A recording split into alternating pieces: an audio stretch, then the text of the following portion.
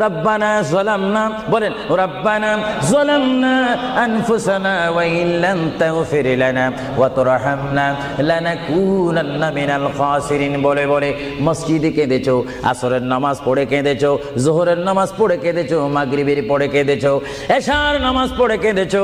এ বান্দা, নামাজের মুসল্লা যখন বসে যাও, আমি আল্লাহকে তোমরা বারবার বল, আল্লাহ গো আমার গুনাহ মাফ করে দাও। তারপরও আমি তোমাদের এই গুনাহ মাফ করে নেই।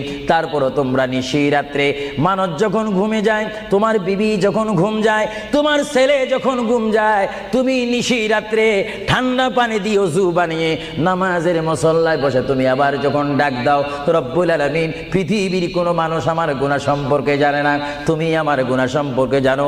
আমি এমন গুনাহ করেছি আমার বিবি জানে না, বিবি গুনাহ করেছে আমি জানি না। আল্লাহ তুমি সব কিচ্ছু জানো।